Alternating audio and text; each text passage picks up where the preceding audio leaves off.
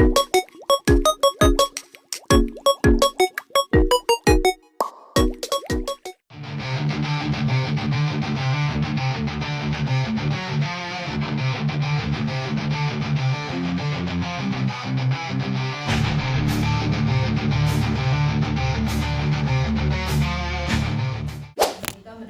masing-masing judul yang sudah dibagikan sama dosen kami, di sini ada 2 kelompok.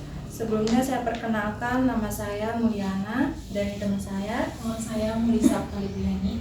Saya Muhammad Iswandi. Saya Muhammad Kurniawan Aditya. Saya Juhariatun Lidia. Saya Indriana. Saya Liana Busna. Saya Livika Ardila. Saya Yanti. Boleh Ibu perkenalkan nama Ibu sama jabatan di sini? Oh ya, kita semua ini ada di satu kecamatan BPP Selaparan. Terus kami ini kan terbagi masing-masing. Ada yang memegang 1, ada yang memegang 3 kelurahan. Yang 1 kelurahan itu yang ada lahan tanaman pangan. Saya namanya Binar di WKPP. WKPP itu wilayah kerja, maksudnya WKPP di Karangbaru. Saya Mariana. Saya WKPP di 3 kelurahan, yaitu Kelurahan Monjok Timur, Monjok Barat, dan Dasangagung. Tadi kan saya tadi ya. Di 3 kelurahan, Bomok, Dasangagung Baru, sama Mataram Barat. Kalau saya Waiga Budi Ningrum di Kelurahan Monjok. Baik Ibu, di sini kita mulai dari tema yang pertama, itu proses difusi inovasi. Sebelumnya boleh kita tahu sasaran penyuluhan Ibu ini kelompok tani atau masyarakat umum? Oh, kalau kita melakukan penyuluhan itu harus melalui kelompok tani, bukan orang per orang ataupun masyarakatnya. Per satu kelurahan itu maksimal berapa kelompok tani atau tidak? Macam-macam. Minimal. Kita pakai minimal. Minimal berapa? 8. 8 kelompok tani. Yang 1 kelompok tani itu berapa? Tapi bisa jadi kita kan tergantung kondisi juga ya, di kelurahan itu bisa jadi ada yang potensial, ada yang nggak potensial gitu.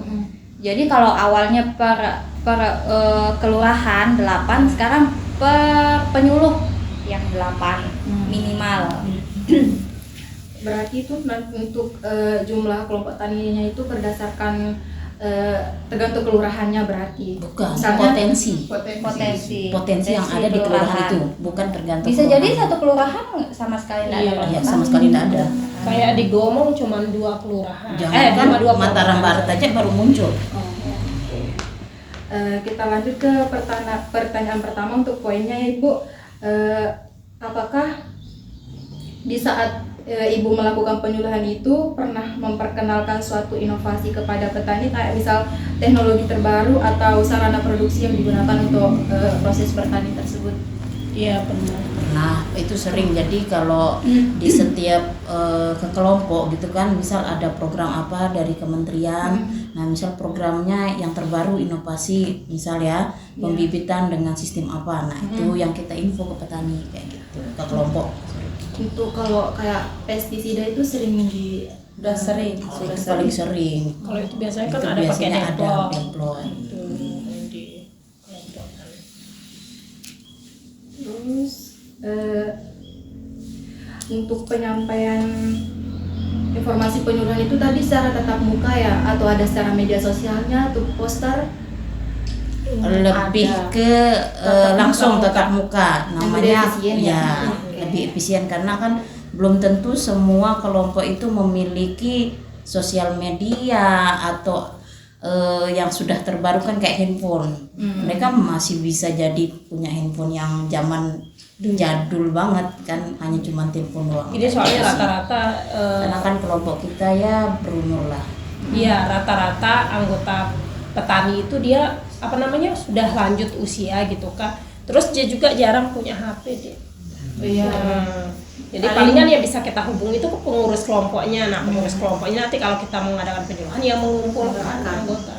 Dibantu dengan ada brosur, leaflet.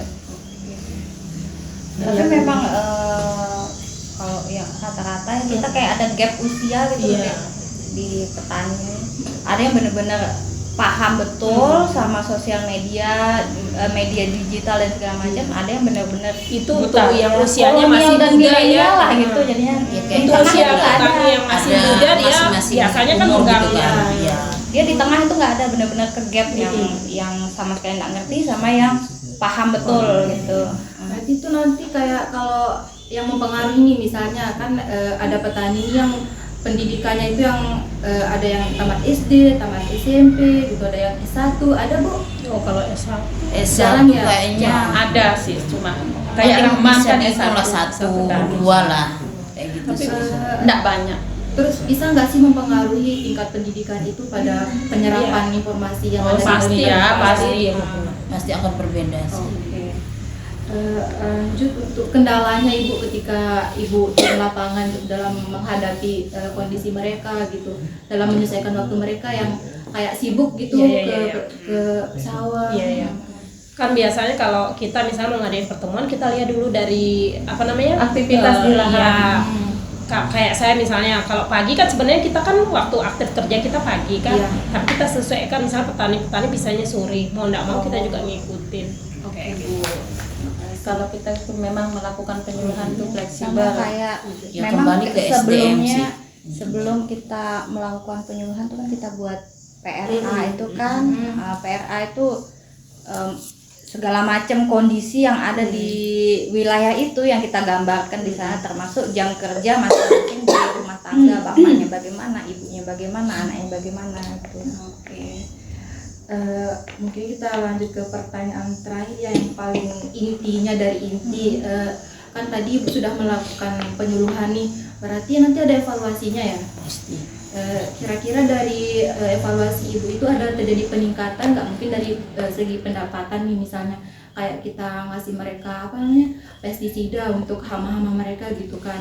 Nah sebelum kita kasih penyuluhan itu mereka gagal panen nih, terus setelah kita kasih penyuluhan itu apakah hasilnya itu bisa maksimal atau gimana gitu Bu? Tapi sebenarnya kalau penyuluhan itu kayak dampak tidak langsungnya lah perekonomian ini. Kita kan hanya merubah sikap, apa sih, pengetahuan, sikap sama keterampilannya dia gitu. Berarti tidak dilakukan Dari yang tidak evaluasi. bisa jadi bisa, jadi yang tidak tahu jadi tahu. Itu fokusnya kami. Jadi bukan untuk ke ekonominya. Dampak secara langsungnya itu Itu juga mereka tidak udah langsung langsung jalan terlihat. sendiri. Kami sebagai penyuluh fokusnya yang itu yang di PKS-nya itu. Kayak gitu tuh. Pengetahuan, keterampilan dan sikap. Tapi sebenarnya mungkin memang ada dampak Iya. memang ke sana dari yang dia misalnya terbiasa nanam padi misalnya, terus kita kasih penyuluhan gimana kalau nanam sayur yang lebih menguntungkan secara ekonomi gitu, dia mau, pasti akan ada perubahan di sana. Tapi kita tidak sampai ke itu secara langsung. Kita hanya memperkenalkan tanamannya, kita hanya mengajarkan keterampilannya sampai dia mau lah gitu melakukan. Tapi kalau mau dilakukan evaluasi kita secara mandiri, maksudnya penyuluh di tempat itu mau mengevaluasi kelompok taninya bisa. Tapi itu bukan yang kita lakukan Iya, secara kita. berkala. Bukan tugas fungsinya secara langsung. Baik Ibu, mungkin ada yang bertanya dari teman-teman yang lain mengenai difusi. Gini Bu, kan tadi Ibu bilang mau dilihat dari potensi lokasinya. Iya. Cara Ibu nilai potensi lokasi itu berpotensi untuk diadakan perubahan itu gimana? Kita ada PRA iya, PRA. ada istilah intensif apa ya? Itu monografi itu. PRA. Ya, PRA.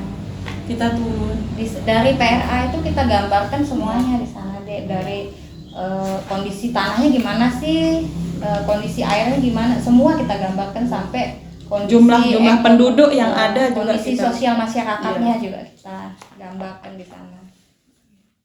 Berdasarkan hasil wawancara kami dengan para penyuluh di BPP Selaparang, diketahui bahwa proses penerimaan informasi dari penyuluh ke petani masih terbilang sangat baik.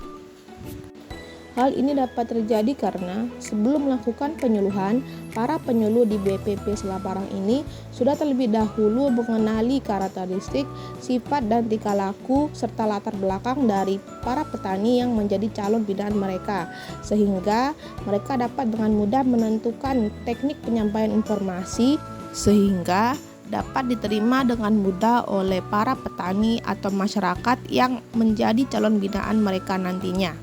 Sekian dari kami kelompok 7. Wassalamualaikum warahmatullahi wabarakatuh.